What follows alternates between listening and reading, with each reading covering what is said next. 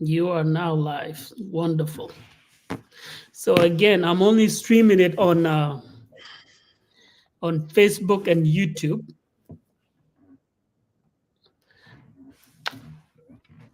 So only YouTube. So anybody on YouTube can see it right now, and anybody on Facebook can see it. So how are you doing? It has been a little rough morning. My computer, for some reason, it has to reboot. I had to wait for it. Was taking time, spinning like this, thinking. And then when the update was done, then I had a hard time logging in. Then it asked for three-way verification. I had to, had to take me to that one, and then finally, it was just some of the things that happen, it give you a little, apprehension a little bit, feel a little apprehensive. Otherwise, everything is fine. Yeah. Well, that's good. That's good for all of you guys that is joining us. We're going to have a conversation right now about a recap on community revival mental health. So we did one about a week ago. This just is going to be a 1 hour or 1 hour and 10-minute conversations. And you can join with us, make comment or has questions. This is available on YouTube.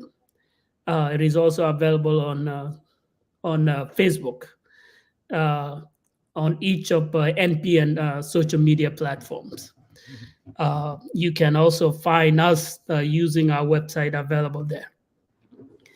Other than that, thank you a lot, Dr. John Kuek, for coming. I know it's early there, it's 8 a.m.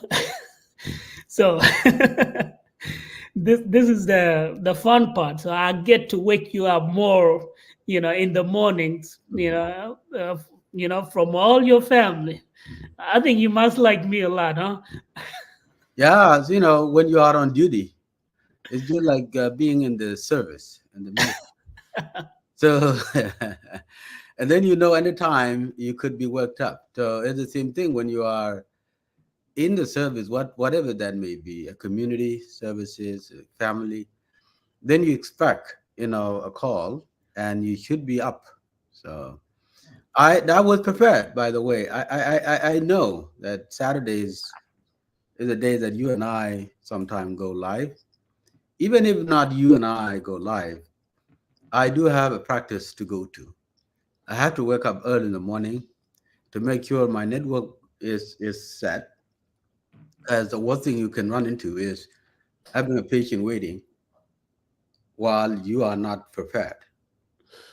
So so I usually wake up in the morning, make sure that all my devices are up, the computer is ready, my cell phone is ready in case is a backup. So make sure everything is ready, and then I'll sit back waiting for my session to start. Yeah. So I'm up all the time in the morning. Now that I think about it, Mm. I think you actually hit the jackpot of our younger South Sudanese time, because we always say you, the elders, are late. Yeah. Yeah. I We think learn the now, hard way. We huh? learn the hard way. We actually learn the hard way, not the easy way. I Uh, learned the hard way because you know I know for sure all also Sudanese elders, when they have to go to work, they don't late. They don't. They do that intentionally. You know, it's intentional. So when it is work related, any obligation related, and you feel like you are it, you know, people look up to you. Yeah, you have to. You have to. If you don't do that, then uh, the image is not really your image will not really be good. Wonderful. It will raise a question on you. Yeah. Wonderful. Well, let get on to it so we can have one of our conversations. So this is the second one that we are doing. The next second live you would be doing with Brother Boyniel as well for that 1 hour, uh, and that will be coordinated as well. Uh, But I think our last conversation went well. We hit some main points that we wanted to hit. I did send you questions before. I will take few from there. But today I want to kind of start with this, which will give you a chance of explaining from your own view of our parent and community. So back home, what happened after a loss? If somebody passed away, the grief has taken place. You know, the grief has taken place. The parent have grief. What happened after that?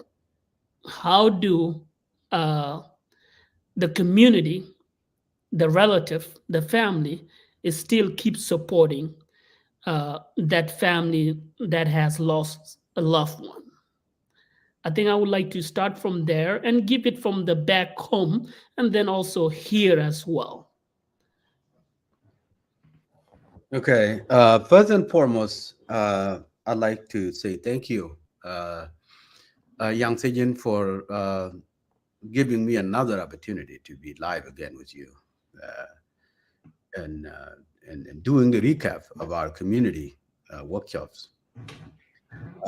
All of these questions you've been asking are very valid when it comes to our culture, either here or back home. Sometimes when something has not been brought up or entertained, sometimes people will forget. But if something is brought up, we talk about it. There's a high chance that if it is an issue that prevail in the community or in the society, people should find a solution for it. Because in other words, it's like assessment. When you assessing a situation, you're assessing for a reason to find a solution to it. So this question you ask, yes, there's two ways, two part to it. One, how do we deal with death and after death in our tradition back home? Grieving part, loss, grieve and loss. What do people do after loved one died and people buried the remain? Now people moved on. What happened after? In South Sudanese tradition, I will speak specifically uh, in the Nuer tradition where I was born and raised. As far as I can remember, because I was raised there very much, and left when I was old enough to remember everything that happened. Nothing much is done, okay, to be honest with you, because I experienced that myself in my own family. Because it is okay to mention a few things here, just to make a point. I lost both parents, by the way, and with that, how people kind of dealt with it was someone died, all the family members who are closer would come together to comfort the family. And then the burial process take place right away, in a few hours after somebody died. Because there is no, refrigerator, no morgue or mortuary to put the body in. Somebody dies, that person could is probably still alive, maybe heart, or maybe some, arteries, maybe still running some energy. And that there will be no chance in 2 to 3 hours after someone passed, they will rush and bury the remain. Then after that, people come together at home, comforting the family of the deceased. And after that, very much everybody will go on their ways. Close relatives will probably, be visiting very much. Nobody will stay there. Only those maybe that very, very, very close family members who have come a little long distance. They will spend probably a few days. Then after that, everybody will go back. Now it is up to the family to deal with it. Then people will come together again after a year. Maybe it's like a commemoration, like an anniversary. Only if The person who passed away is the head of the family, either the mother of the family or the father of the family. And then people will come back after a year. There's nothing called 40 days that we adapted here, that people should come back together after 40 days and pray and do whatever. No, a year after that, the people will come back. If that is the mother of the house who passed, people will come and do some kind of ritual. It is the father of the house who passed, people will come and do some rituals. Then life goes on. That's it. It's over. There is no support coming to the family, whatsoever that may be. Financial, monetary, of course, there was no money. And only, in the livestock, cattle, good, and sheep, you name it, and uh, and uh, and other life support services there. So no money for people at least who live in villages, and then people who live in town is different. That is it. But now compared to how we deal with it now in towns, even in South Sudan today, we have capital city, we have towns, you name it, and there are villages. Now diaspora. So how people deal with it in towns? People come together when something happens, and they gather together. But one thing has changed, a big change. Not only one thing, you change. People would come, and in back home right now, in all those, even in villages or town, when somebody passes away in that family, people will lose a lot of their own belonging, for food and drink and everything. They have to serve people who are coming to mourn. And instead of coming to mourn, they come to, at least they mourn and want to drink and want to eat. So if that family has some resources, they have to spend their resources to welcome people there. Some people might stay for 2, 3 days. And there is something called ten. It happened in the border of Ethiopia. There is such a thing called a canopy that will be set for after 3 days, and people come, and that canopy it's a larger place that would host a lot of people. 10, they call it 10. They put that 10, and people come. At least a cow or two would be slaughtered, food, water, other drink, and that expenses goes to the family whose loved one died. Right. So after that, again, people will go back. Now the people here are mourning the death, and as well as not having the food for the kids, family there. That is a big change, and have never been like that. So when it comes to support over there, no support other than coming to the family, other than the immediate family members. It is happening today in towns, even in villages. In diaspora, we gather together, not necessarily that we're coming there to kind of dine with the family. Yes, it's water, food is prepared, people eat, but not compared to what is happening back home there, right? And here, there is a support. People will put their hand together. Contribution will come from family member, immediate family member, the community, and the friends to that family.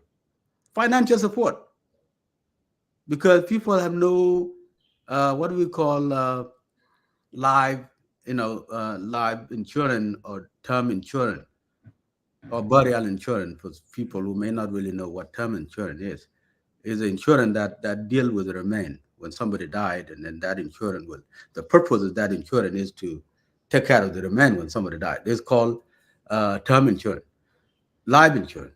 People don't have that, especially people of the South Sudanese descent. They don't have that insurance. And then people will collect money. Some people pay like $100 or $200, so on and so forth. And that is the big thing that people do in diaspora that I witnessed here in the U.S. That is a big help to the family. opposed to what is happening back home there, right? And then when the body is buried, whatever remains of the finances will go to the family. And now, as far as ongoing support is concerned, no more. Immediate family member may be visiting to comfort, you know, and the family will grieve for the loss, will continue grieving. I don't see what other communities do here. I'm a professional psychotherapist, right? When something like that happens, people come to us. They go to psychologists like me to help them process their grief and loss. South Sudanese don't do that. They just do it, deal with it themselves. That is the difference. And then you see a family grieve on their own, no support. They don't go seek help anywhere.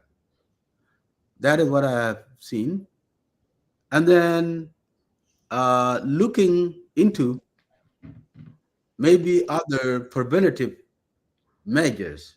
Let's say if a death happened in relation to a homicide or suicide, our surrounding communities would go further investigating what happened and trying to find a solution to prevent anything like this again. Our community does not have that measure. We leave it to maybe law enforcement. They might try to do some arrests. If they made some arrests, okay.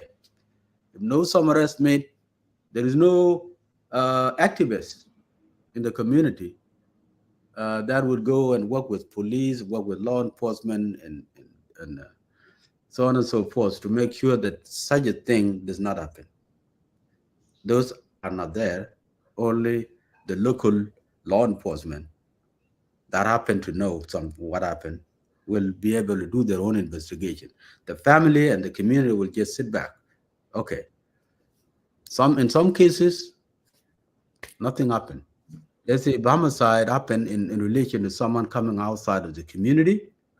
It happened here in San Diego where I live. We still have some pending cases. Young men got killed here. That was a pure homicide. Investigation was done. Nothing was done. No activists after the police. The case went cold. So those are things that I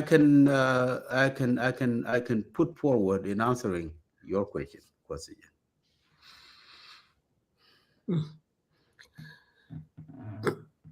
So maybe that also beg the questions that we do not have a strong enough in diaspora here that understand how the life in America work and how things are addressed when these issues happen, and we do not have the resources at our disposals that we can, or maybe we are reluctant to go and get those resources.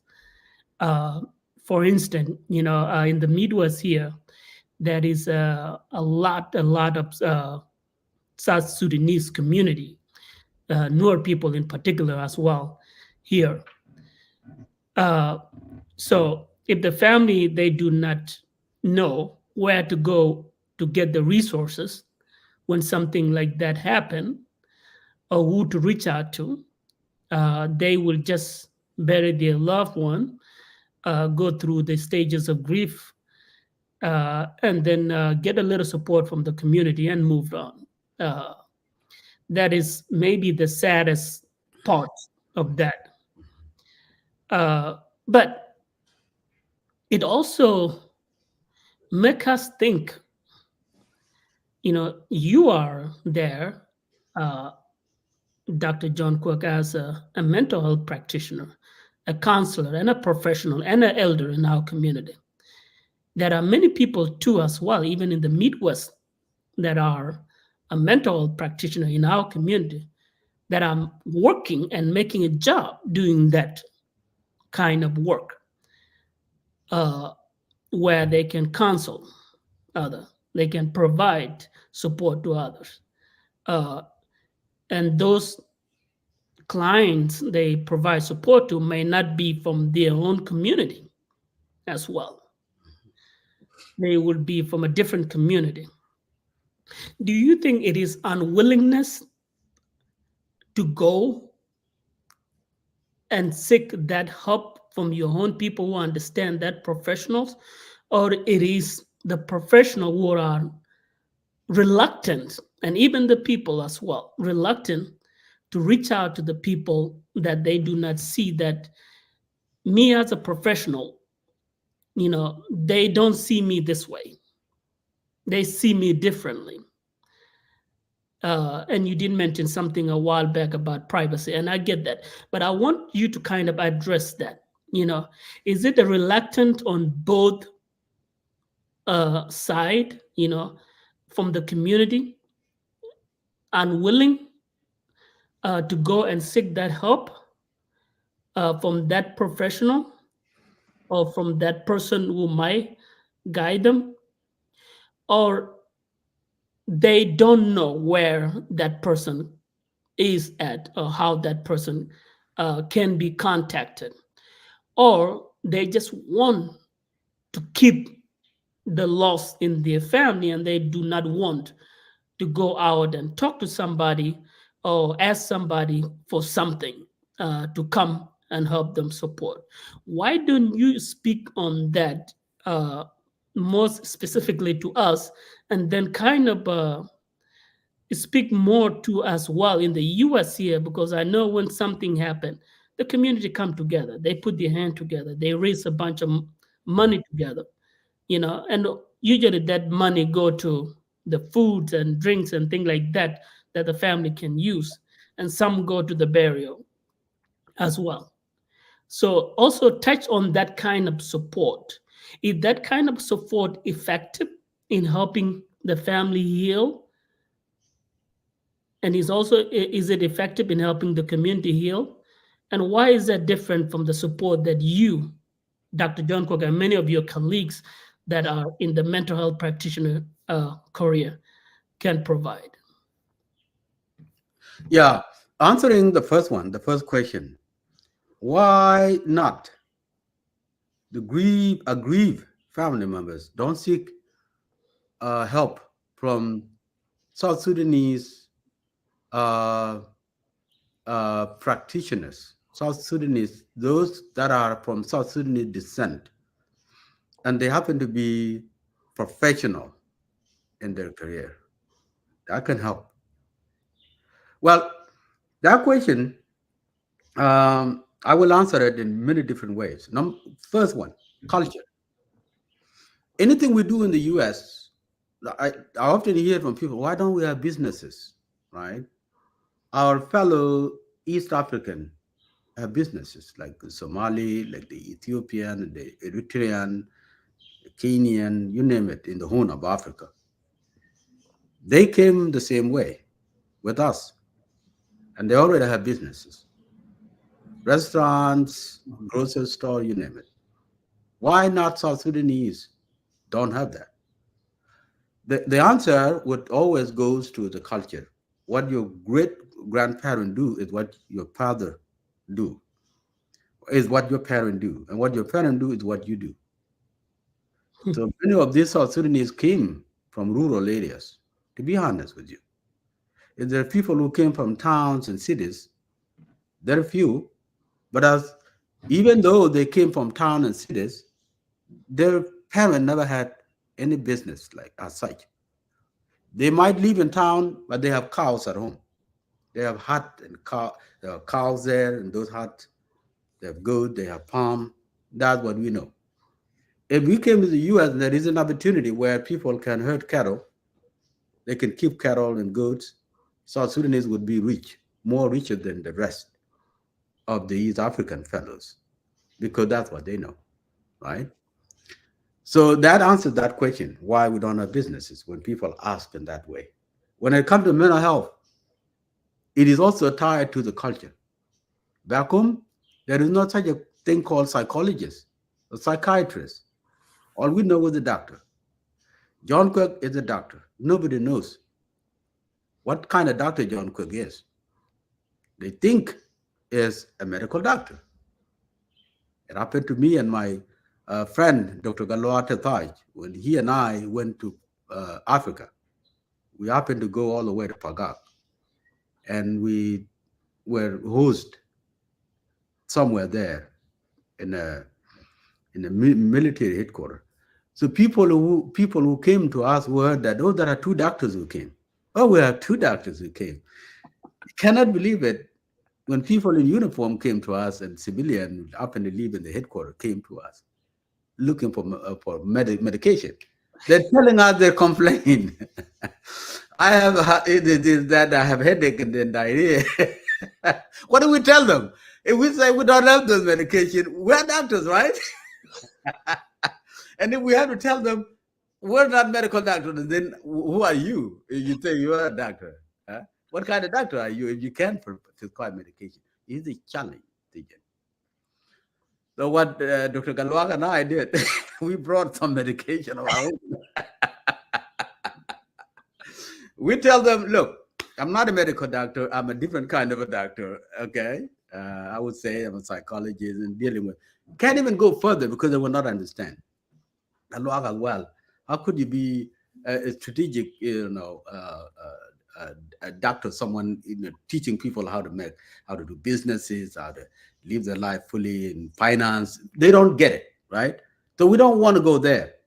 We'll tell them, well, we have some medication here that can help you from our own. They will not take it that those are from our own. They think it is practice. So that's misconception.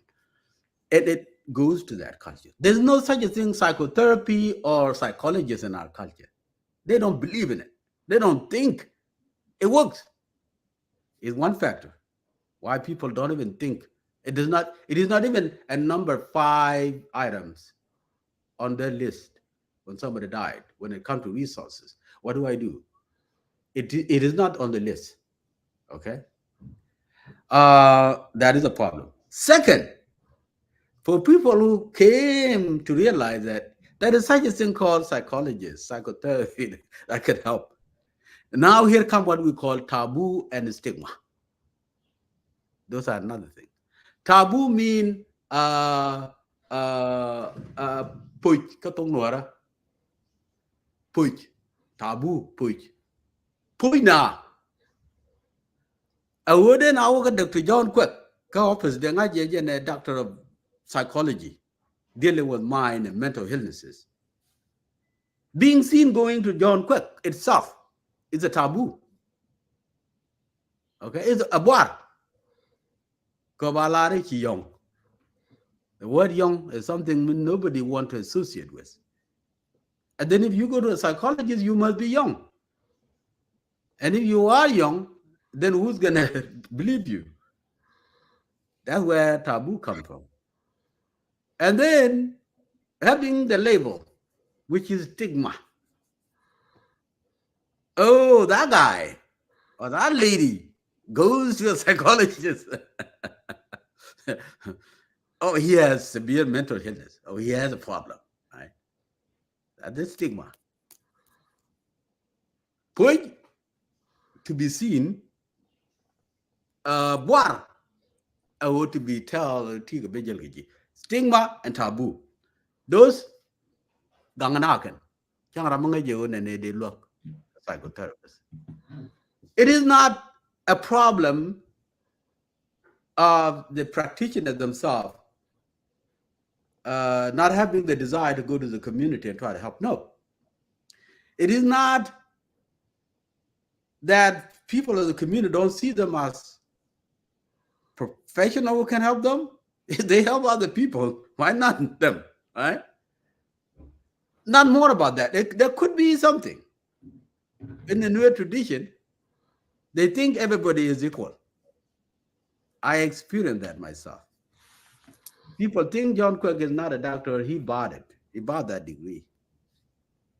But if I can buy this degree, everybody can buy it. Why don't you go and buy it yourself? Right? If that is the case. And then they think it's not legitimate.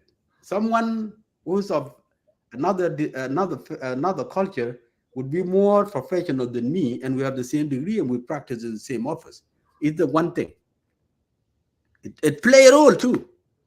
Because people know me, they know my name, they know where I grew up, born and raised. I happen to be like saying I'm professional. Who are you, man? You're like me. We're the same. It's a challenge. right? So now, any mental health practitioner from the South Sudanese descent, or the Nuer in particular, very, very, very few climb from the Nuer or from the community itself, right? For many reasons, like I mentioned, right?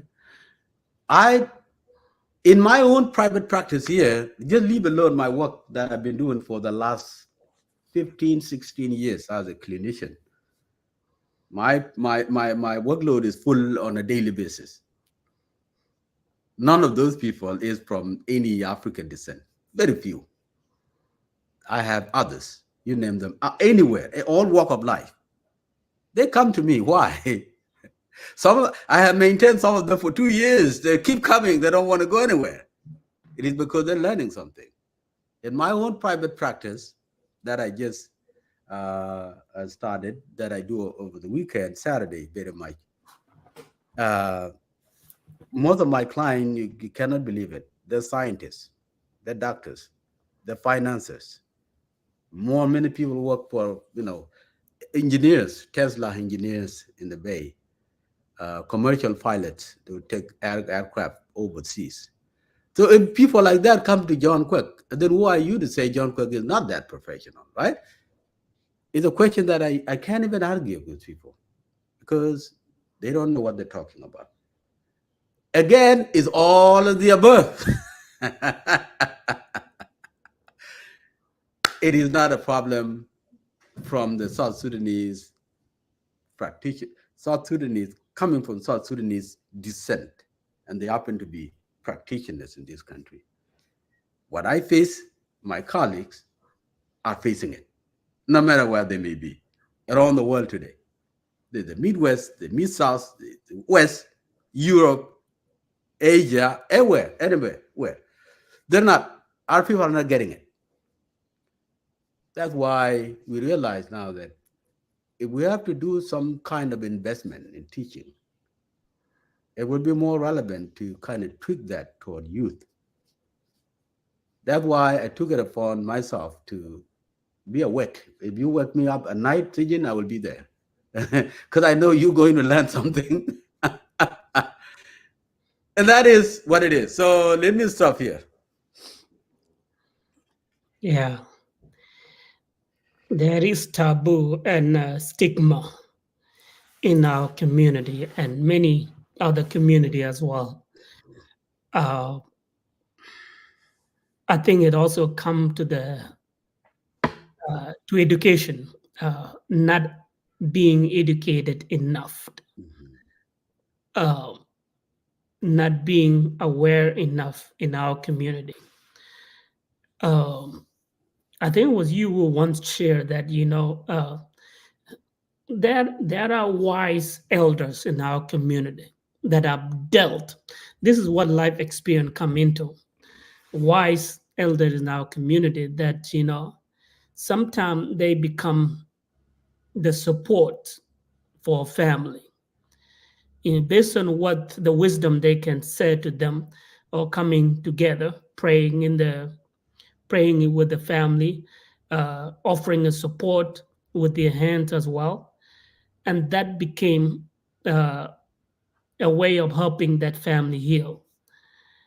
uh, but then when we come to the United States, yes, there are that stigma and taboo, and most people do not really know how to go for help. I think I talked to you, and I did talk to you about my daughter's situation. Mhm. Uh, there are therapists here in America, white therapists, and any kind of different therapists. And I personally have read books, about therapists and psychology and things like that to kind of help create some sense of understanding and awareness for myself. Uh, but that is for me that is a it's almost impossible for me to speak to a white therapist about my situation Mhm. for one reason. And I even tried it one time. If I talk to them about what is happening with me, Because what is happening with me doesn't mean that I'm mentally healed. It is just uh, a situation that I'm struggling with and causing me distress. And that is the education that is missing in also in our community.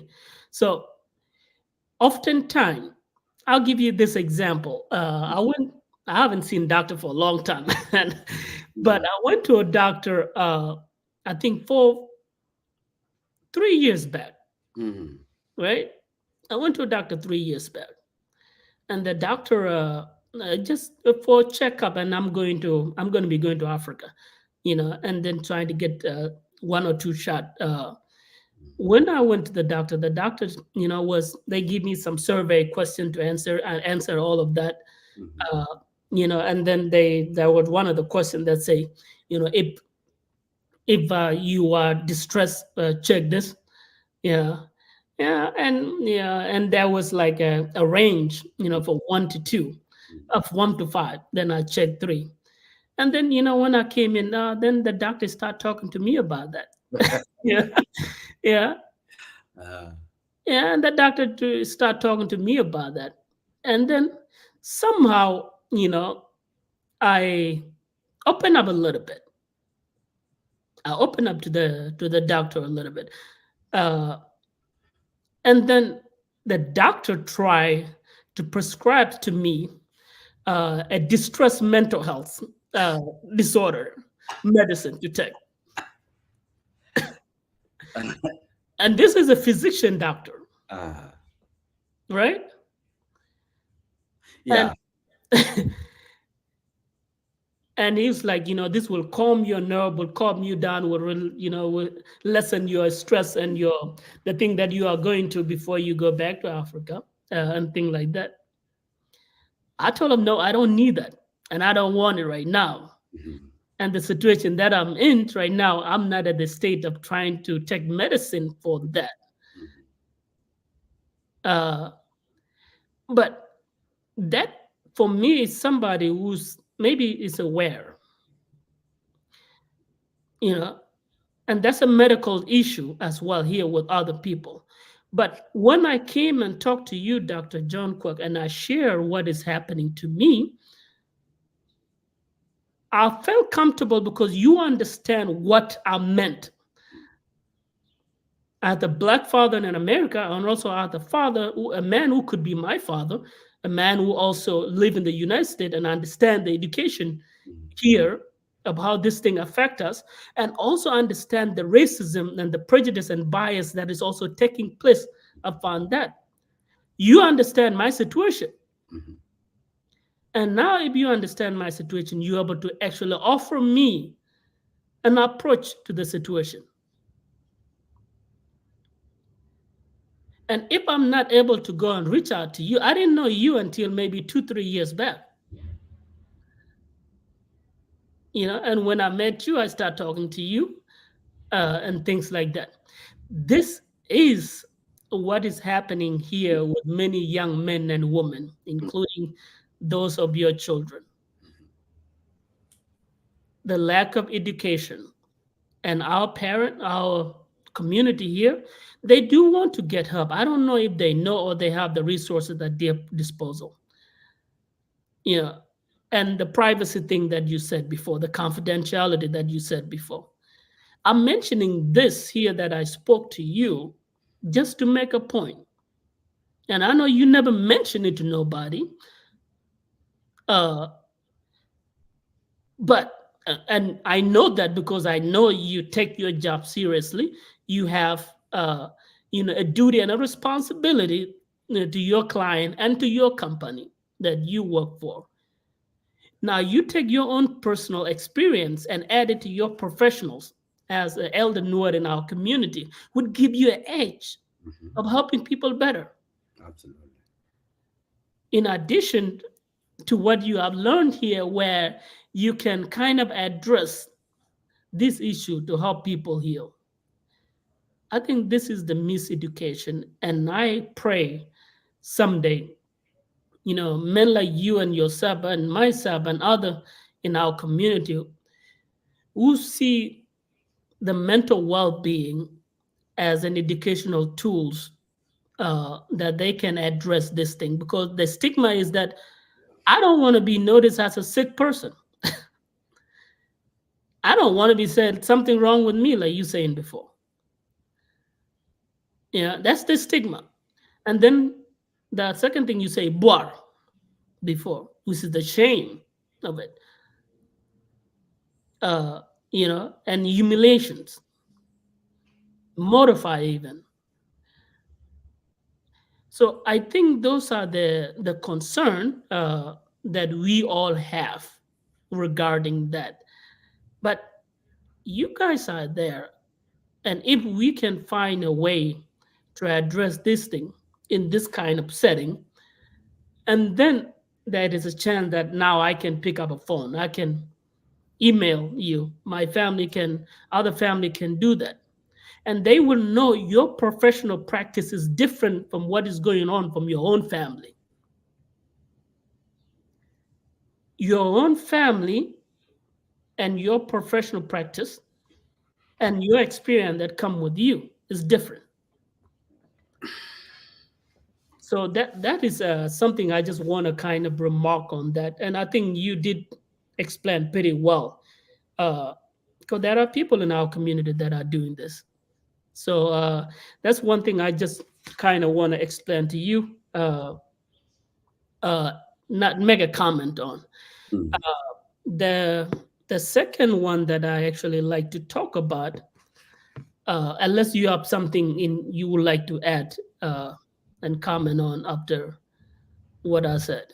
What you just say, what I want to add short before you bring the other topic up, um, is the misdiagnosed culture. Right? Uh, any any profession that people do goes along with the culture, the worldview of that particular person. We all went to the same school of thoughts as psychologists, therapists. We learn the same models. There's so many models we all go through. Okay, but once we apply them, when we're done with schooling, then we're licensed by our own states to practice. How we put those to use is very different. That's when the differences come in. You mentioned a very crucial point. Having a culture where you come from, where you born and raised, have done things in that culture, that kind of open up your life, your eyes, your mind in that tradition. And then when you leave that, you come somewhere and you add on another. It gives you a plus, right? You look at your world differently than the rest of your colleagues. And I think that is one of the reasons why in our practices, I'm not referring to myself.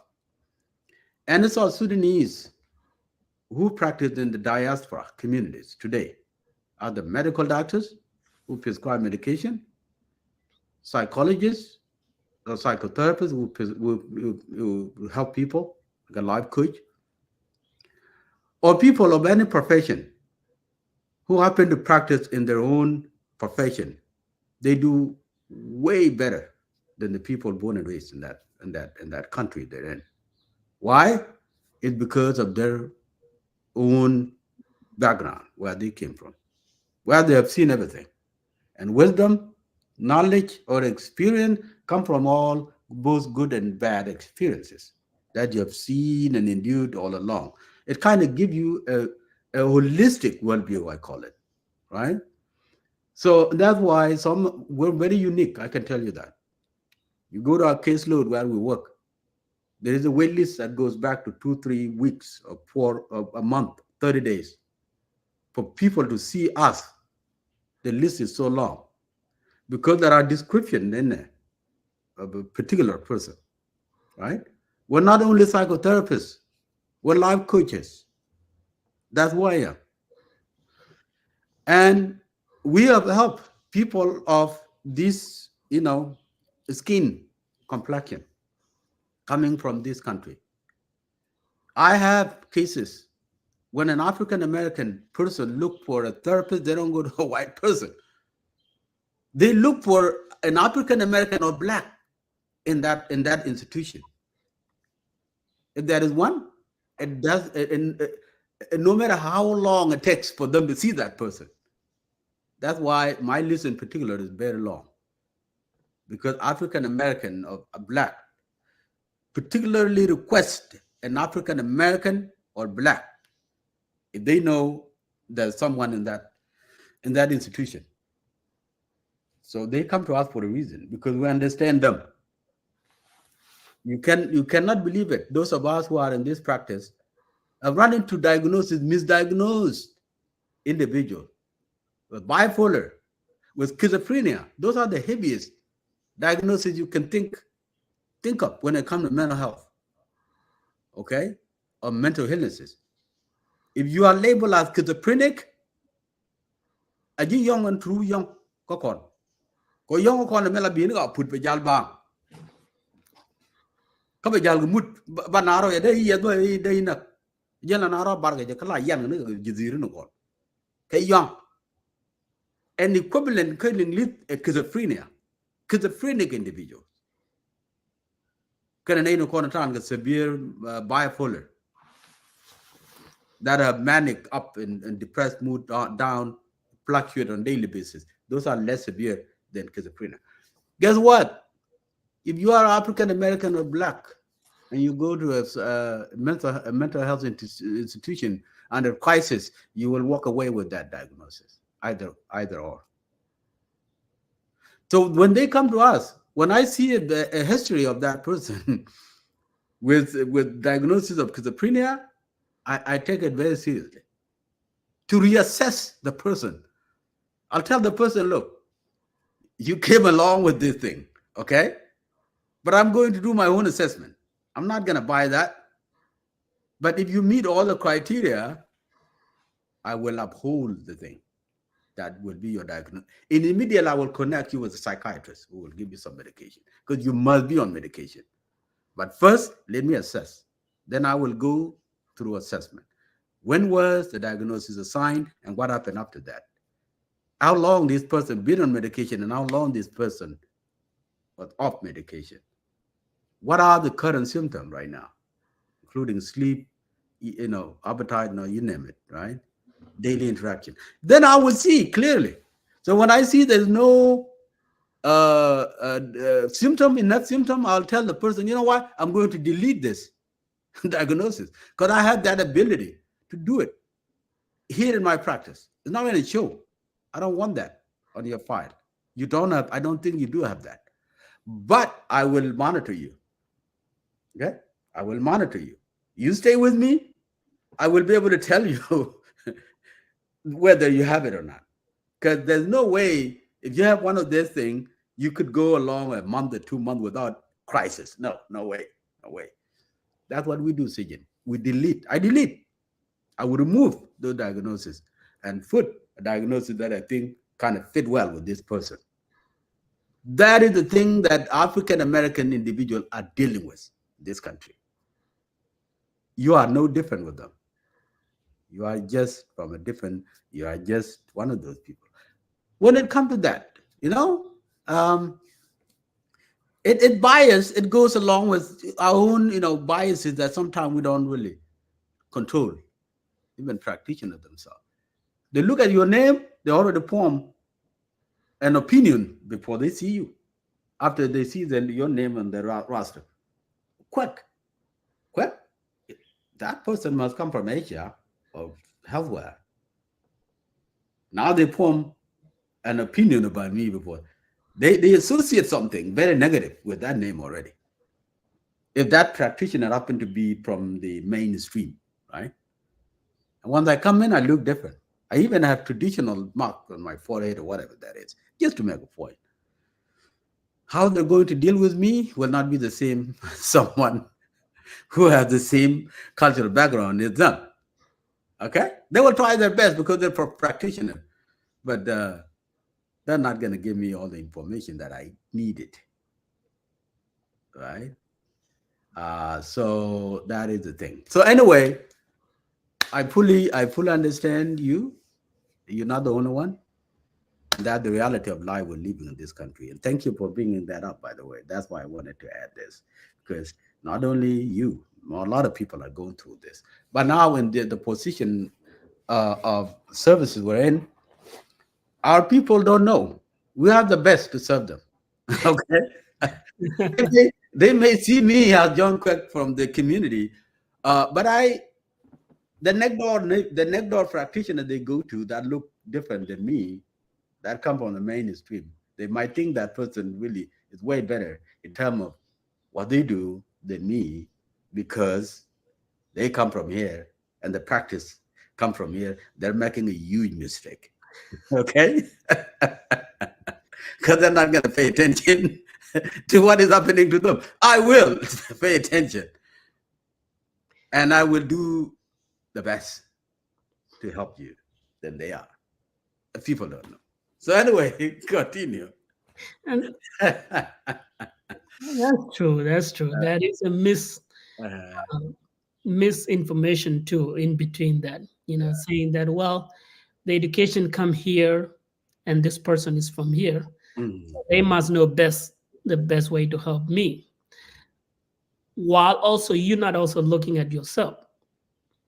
You know, part of the issue they are not going to understand is you. They're going to try to understand the problem based on what they have here. So part of it is how you feel about it, how you react about it, how that affect you from the way you previously lived, which give you a very big, uh, obstacles in front of you to face. And I think that's what that is. That is it's like saying this, Dr. John Quirk, or another therapy in a male therapy in a male therapy in Omaha or Des Moines, Iowa. There's a young woman that is struggling, and that young woman is struggling. If I recommended that young woman to somebody who can talk to them, who is a South Sudanese male, mm, right? And then her trauma came from a South Sudanese male, mm. maybe siblings, maybe a family member, maybe the men that she previously dated, or maybe any man. And then she will be unwilling to go and get the help from that South Sudanese mental health protection Practitioner. practitioner, you know, because now she gonna say, well, the South Sudanese men are the part of my trauma. How is he going to help me? And it's not realizing that, you know, it is not all of the South Sudanese that kind of brought that trauma to that young lady. And that is also a stigma in itself, a misunderstanding in itself. And that's why other that are born here, that live here for 15, 20 years of their life, would be unwilling. So how would you, Dr. John Cook, reassure these people or educate our community about that matter, where they can see you and other practitioners in our community, you know, has an emotional support therapist, somebody they can reach out to, and they know they are now protected and they can be supported. You know, you did. I'd like you to kind of speak about it here, but I think you mentioned it to me before. But Yeah. Okay. Okay. Well, this is one of the issues, not only in our community, Sijin, I'll tell you this, in mental health uh, practice, that is called something we call transparency and counter transparency. Transparency is when you can see someone who reminds you of somebody, right? You might have a very good, you might feel like you are so close to that person. Maybe a person reminds you of your own mother, your dad, right? And you will see the psychotherapy client relationship is getting more than that, as someone kind of leaning toward. Or it could be somebody who reminds you of, yeah, like that. So in a positive way, right? And then positive way. And that could kind of breach that line, right? And that we call that transparency.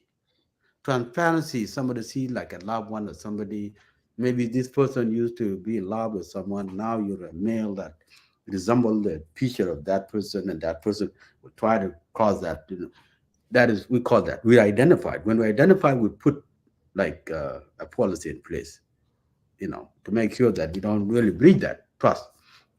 Second is what we call counter transparency. Counter transparency, meaning uh, you see someone, like, if you traumatized, wherever you got traumatized, and this person kind of reminds you, if you traumatized and the trauma came from a male figure,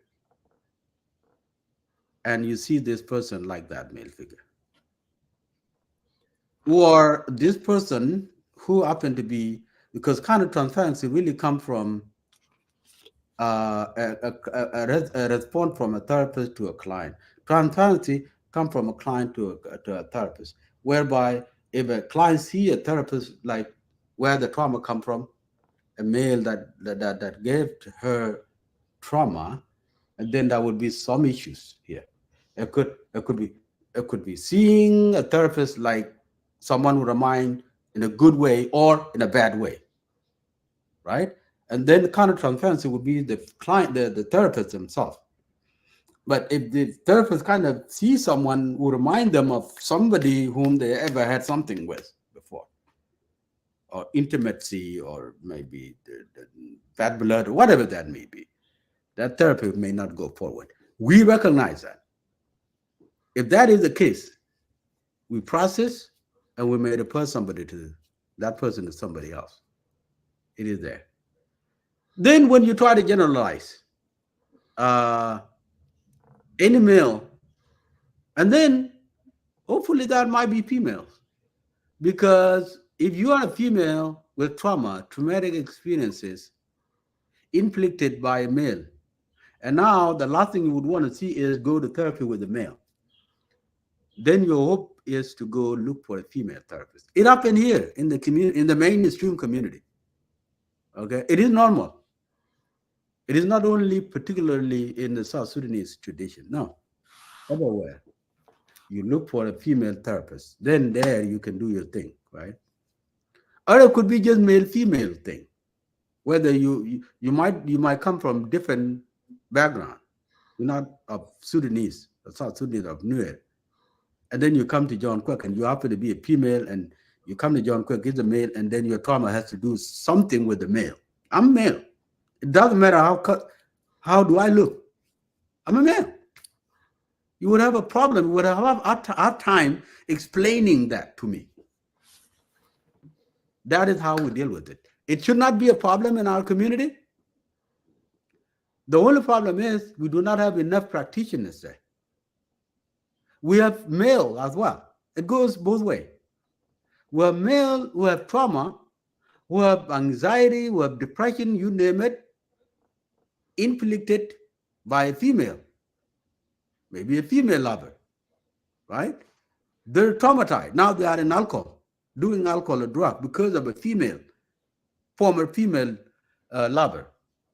You see, the last thing they would want to see is another female who present herself to be a practitioner in a form of psychologist or psychotherapist. They wouldn't want to go to that female, because that female, no matter how that female look, will remind them of their own female who inflicted that trauma in them. That's exactly what it is. Transparency, counter transparency is the case in psychology. We're fully aware. So uh, it is a problem. It is a problem now. It is a problem. How do we solve that? My encouragement to young people who might be watching this, or people who might be watching this show, if you have that problem in you, there are more resources. You do not have to go to an African, someone with African background or South Sudanese background. No, go, if you're a female, go to a male therapist around from different background. They will help you, right? Having, knowledge in your culture is one thing. Cultural competency is completely one thing. Okay, but going to explain yourself what is going on is another thing. That person will deal with you based on their training. Okay, go to a male, go to a female. If you're a female, don't want to see a male, go to a female. If you're a male therapist, you don't want to go to a female therapist in the community, don't make that a barrier. Go to a male therapist outside of the community. There are resources there. It shouldn't be a problem, Mr. Sijan. If young people in the community today, both male and female, have issues, and they have South Sudanese practitioners in the community, and they don't want to see them because of what you mentioned, they don't have to. They should go outside. Thank you. Yeah, and that's a solution there. They should go outside, or even you as a practitioner as well, when you recognize that kind of Mhm. of transparency of you Mhm. know the diagnosis that is going to take place. Mhm. You are not going to go ahead and participate. You will follow your own business ethics Mhm. and provide that person with somebody else whom can best help them. Mhm. And I think that is an important piece there as well. We got about 10 minutes. We're gonna go ahead and communicate, catch up a little bit, uh, and that was the main point. This was good. It was a really good uh, point to make. And sometime, you know, and I think NPN is in the verge of Mhm. bringing that to life, where there could be many of you uh, speaking in this particular issues. Mhm. So this also, I guess, another question that I would like to maybe make it as the end of a conversation for us. Uh, what was it?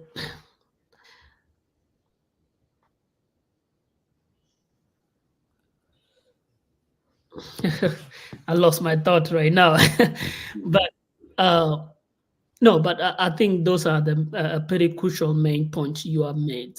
Uh, there is unwillingness to go and get help, and there is also a reluctant to reach out to go and get help in our community.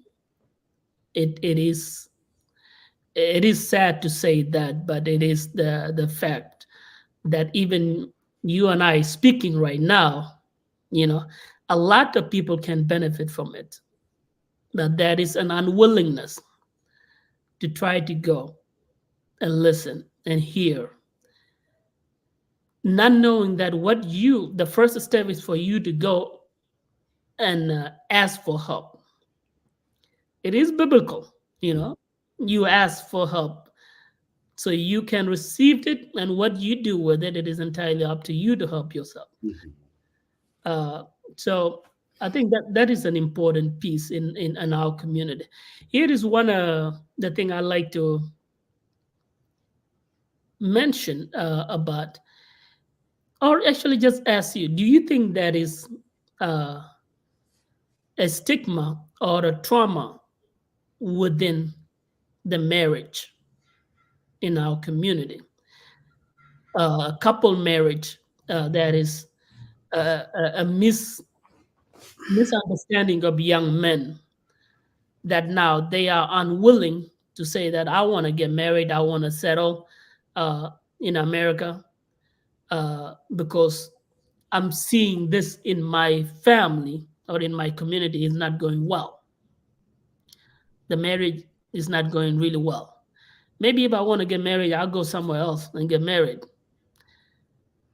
For instance, a young lady told me first that I was giving an advice to. She said to me, all the South Sudanese men that I know, they all just smoke and drink. There's no life for them. So why would I subject myself to that? Yeah, I rather maybe go somewhere else and get married. Do you think that is a stigma, miseducation within the perception of marriage within the generation of your children, our generation, of how we now don't want to get married upon our own people, uh, or is there like a bigger problem? Okay. Now I know now we're wrapping up. Um, Here is what I want to say short. There is a problem, right? There is a problem in the community that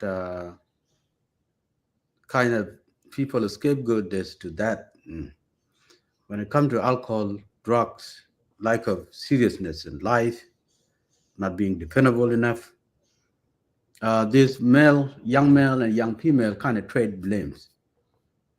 Or young Sudanese girl misbehave, they don't behave like the girls back home. They misbehave. They don't even know how to cook. They don't cook. They don't clean. They're lacking discipline.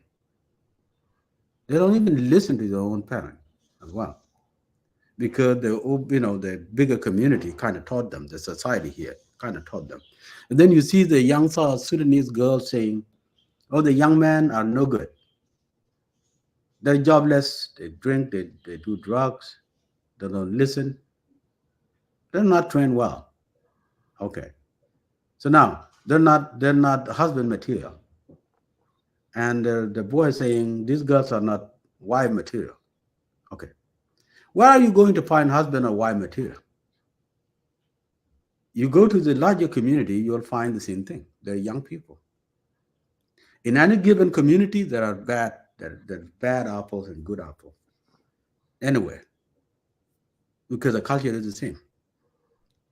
Um, and there are some benefits to marry within the community to someone whom you think might not is not pulling his weight or her weight just like you. There is a benefit settling with someone like that. The benefit is I can name just one. Any marriage has issues. Divorce is everywhere. In South Sudan itself, in the New Land, people divorce. But the divorce rate there is very, very, very rare. Yeah, very low. Why? It is a culture, okay? Culture there that does not have any rules or line not to cross or whatever that is. So very much it's a matriarchy kind of society. Male rules over there. They decide what to do. They talk for the family. They talk for the.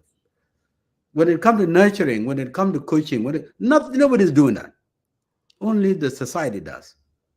Children grow up, they learn on their own. The parents don't teach them. The only people are taught are girls to cook, to clean, to look good, because men are looking for girls who are well trained by their mom. But boys, nobody teach them. They teach themselves. They go in the community, they fool around with other boys, they learn that way. And the dad really don't sit down with the boy and say, "Oh, son, I want you to be there." None of that happened, to be honest. Okay. Sometimes people will be like, "Oh, men in America, they fail their families because they don't teach." No, no, no, no. Nobody taught anybody. Back home, nobody teach anyone. But when they come here, it's a different culture. Okay, we are engulfed, encapsulated by the culture we live in. Okay, the benefit of marrying from within the culture is when crisis happen, there is a very high chance that the family where you come from will help you. They will understand, they'll help you, and you will have less trouble. They may not even put you through, law, child support, and even when you don't have money, they press charges. The dad, if you have, if you are a couple from the community, there is a feeling, okay, in the community, and that will save you.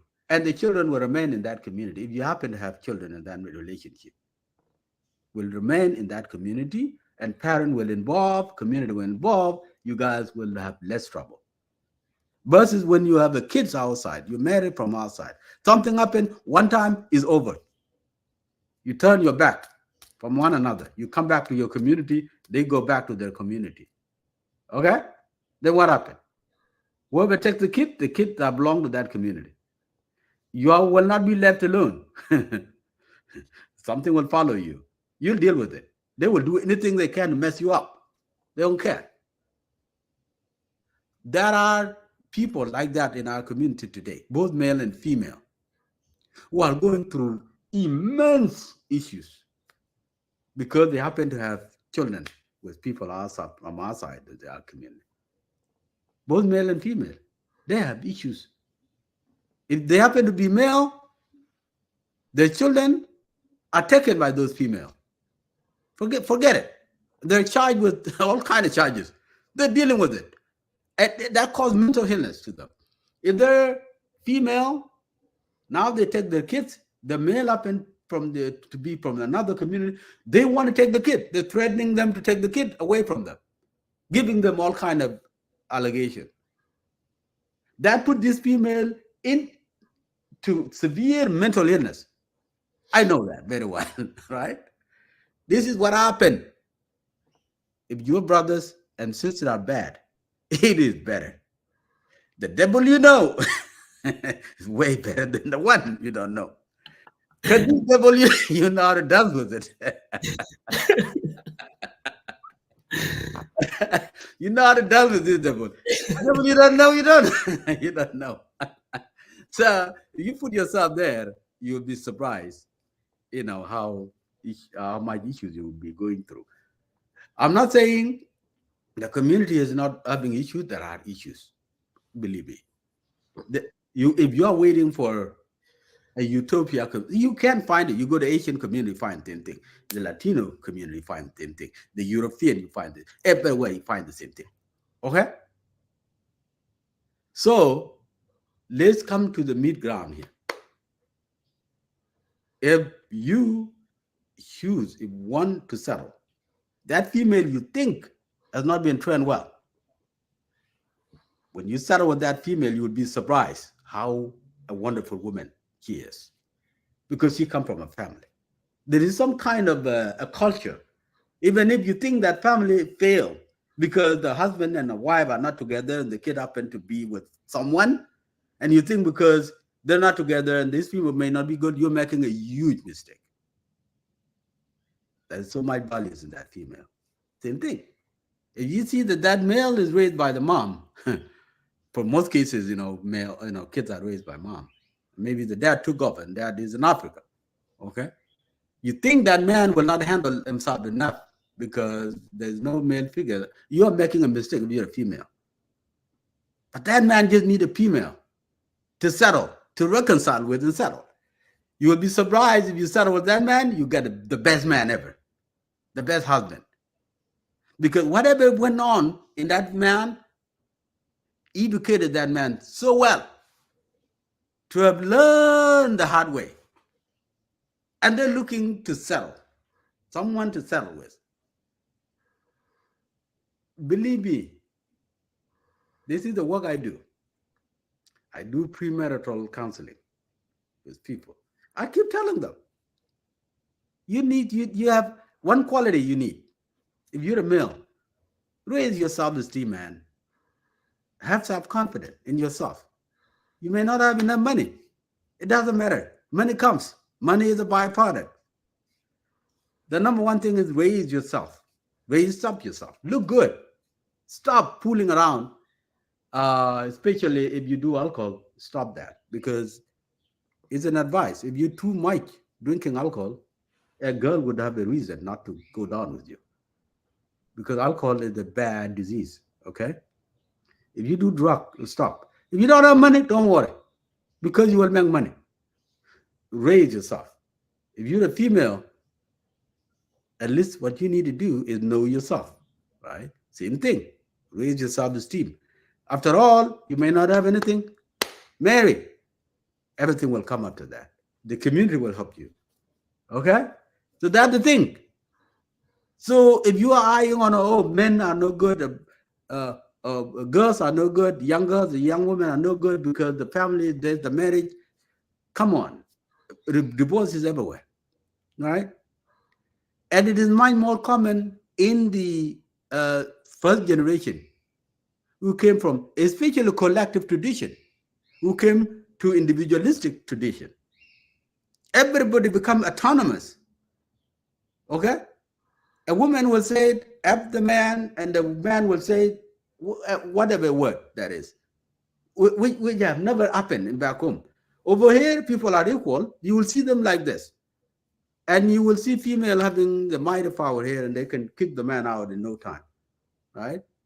And you can see the man misbehaving because he's a man and he's trying to take control in an unnecessary way, which the woman will say no. So there's all kind of issues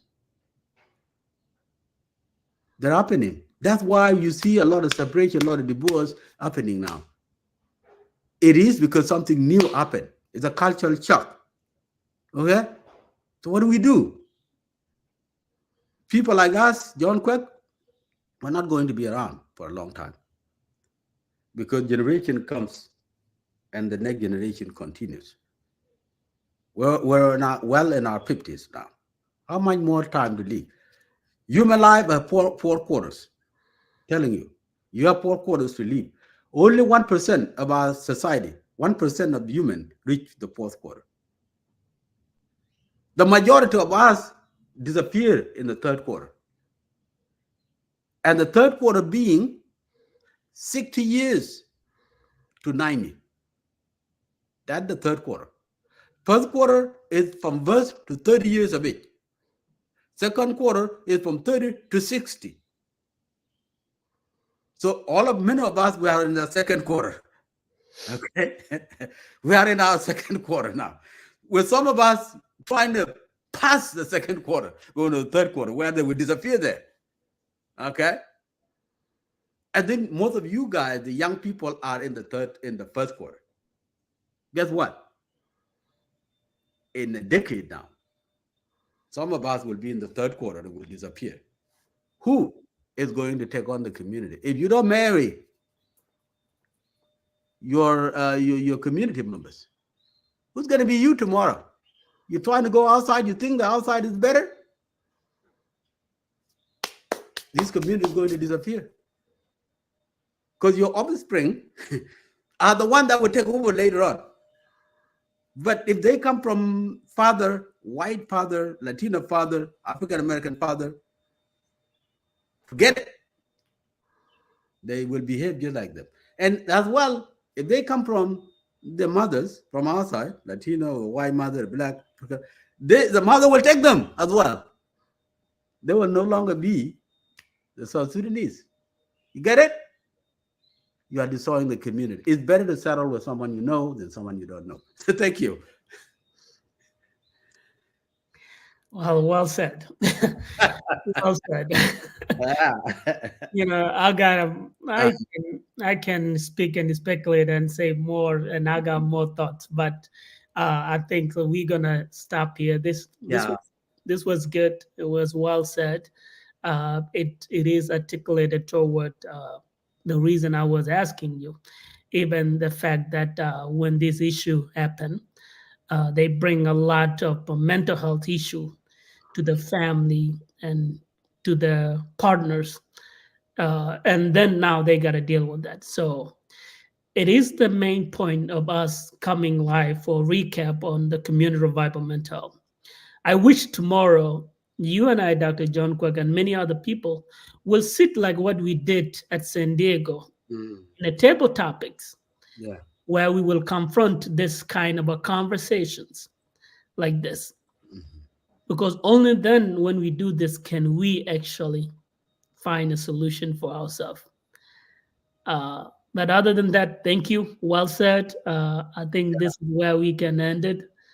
Good. Uh, Good. and One thing I forgot to mention, just a minute. I said live has 4 quarters. I did not mention the last quarter. Last quarter is 90 to 120 years. God given years for a human being to live. We don't, only 1% of human reach that one. So first quarter is 1 to 30 years. Second, 30 to 60. Third, 60 to 90. Fourth, 90 to 120. That those are the 4 quarters I mentioned. If you're a young person, do not wait until your second quarter to achieve things. Okay, I'm a life coach too.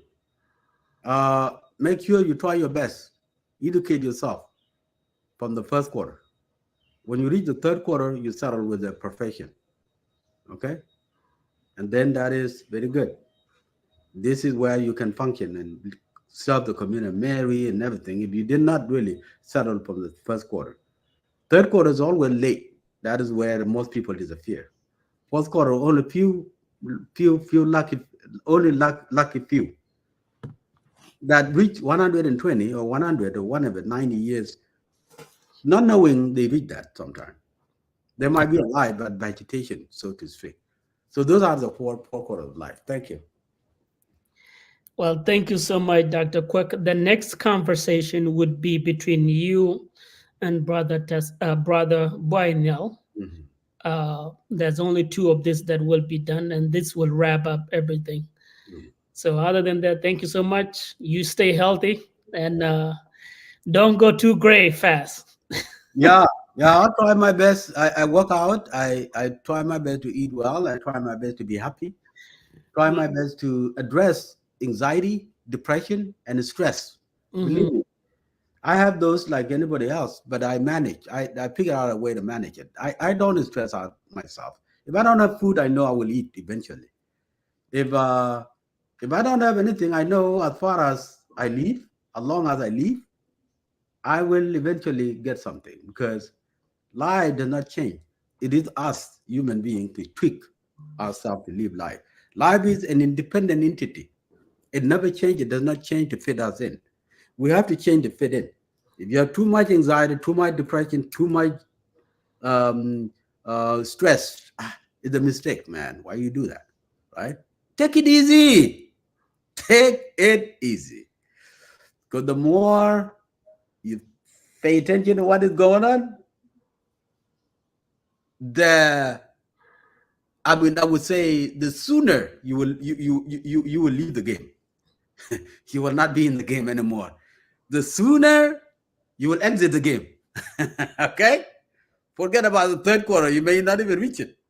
You will exit too early. Thank you. Well, thank you so much. We need you guys. So, Okay. Okay, thank you. uh, So see you next time. all right, take care. Bye.